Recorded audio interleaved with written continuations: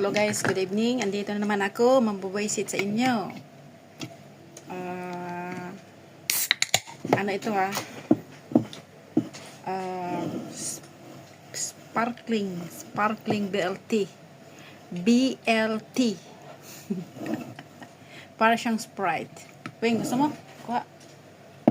Tunggain ko na to. So guys, meron akong ipapakita sa inyo ha. Itong babaeng ito, matanda na ito eh. Mas matanda pa ito sa akin. Ang pangalan niya ay Evangeline Gonzaga. Doon ba ito siya nag-message sa akin, nagtatanong ng kung ano-ano. So ayan. Teka saglit. Sige lang.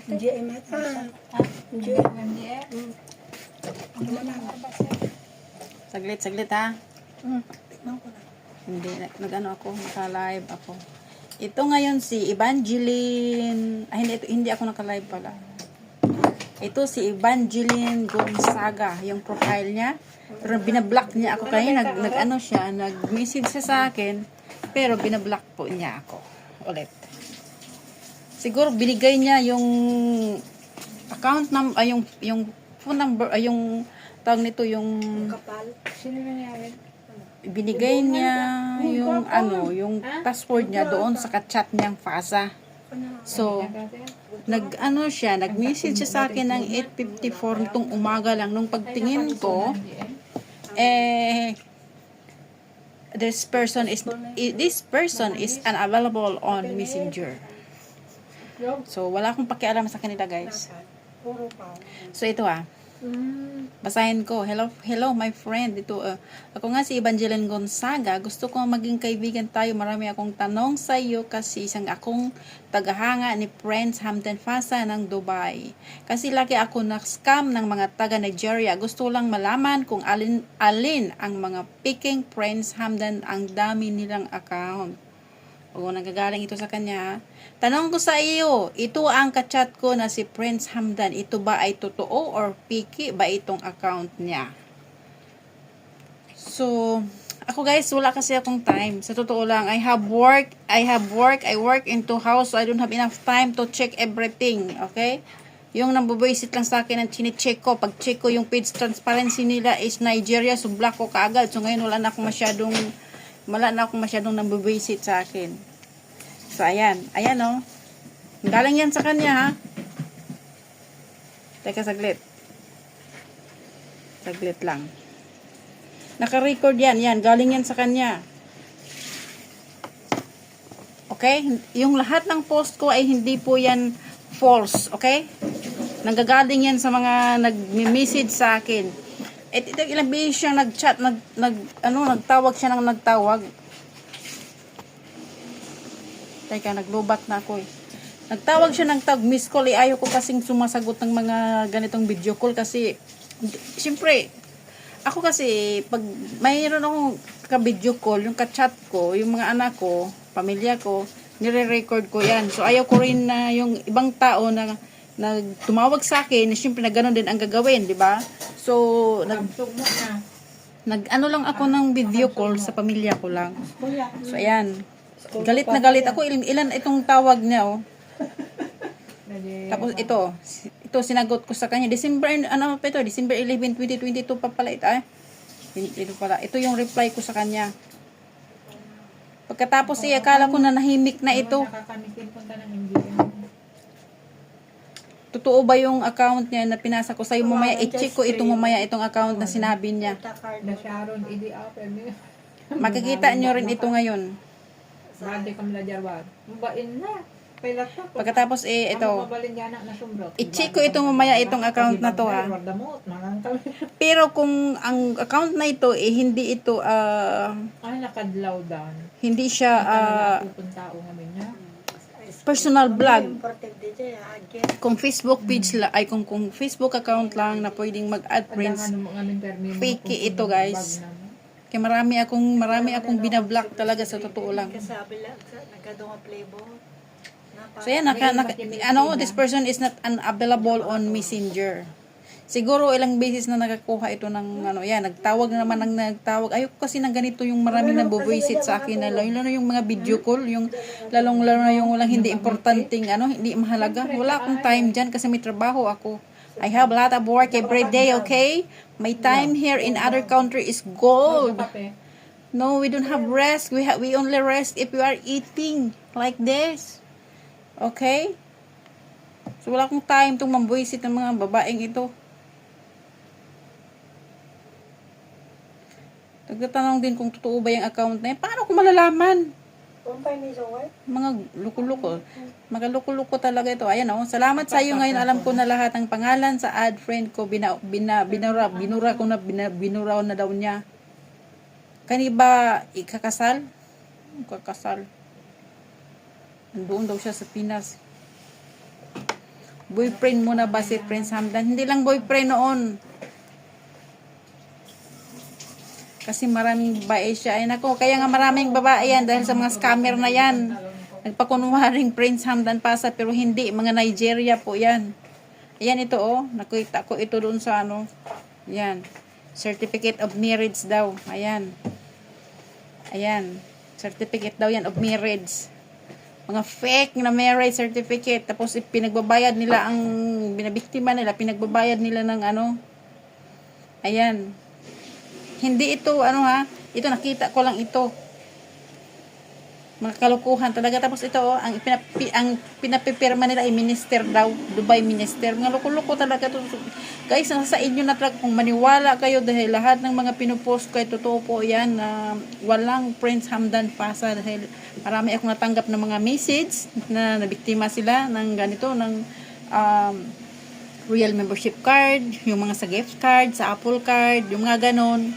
So, testimony nila po yan. Kasi share ko lang sa mga hindi pa nakakaalam. Para kayo ay magkaalam. So, okay. Pagpatuloy ko. Yan o, naka-ano na ko. This person is unavailable on Messenger.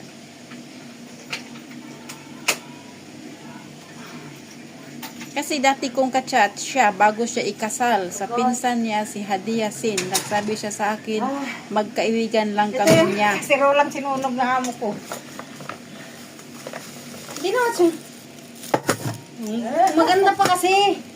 Kesa itapapatapon, sabi ko daling ko na lang. Hindi ko lang makakuskus may Sabi nakakuha na ba daw ako ng golden membership card. Golden membership card sa mata niya. Tapos ito, matagal na itong hindi ano eh. Pero ito ano ito kayo ng umaga. Oh, 58 na daw pala siya oh. Magkaibigan lang kami dahil matanda ako sa kanya. 58 na ako. 58 na daw siya sa buong tanawin. Ano kaya kung Magawa ko siyang pera.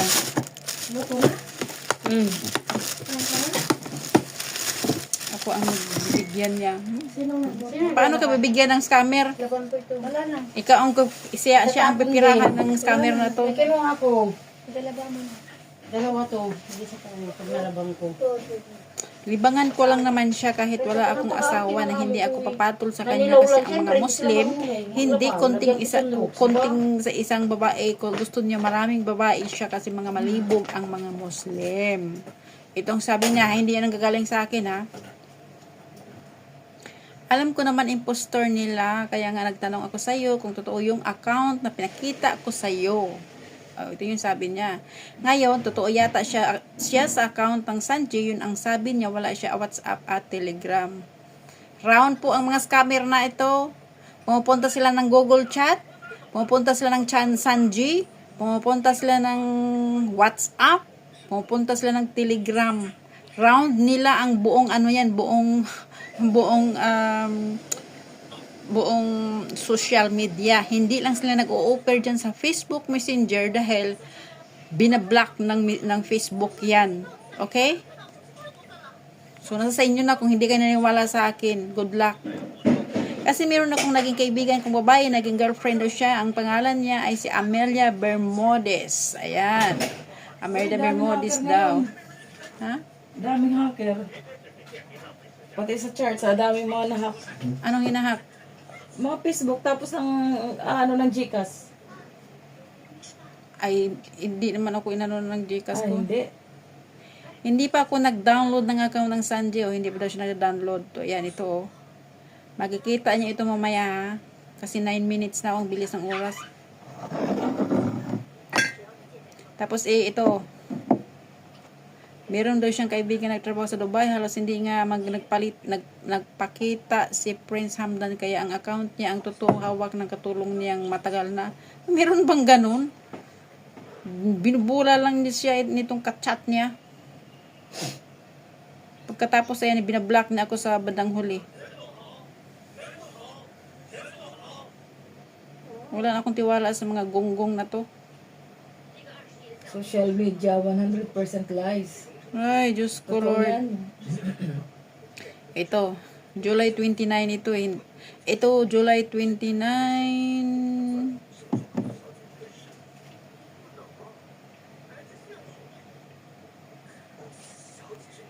Bakit ito July 29?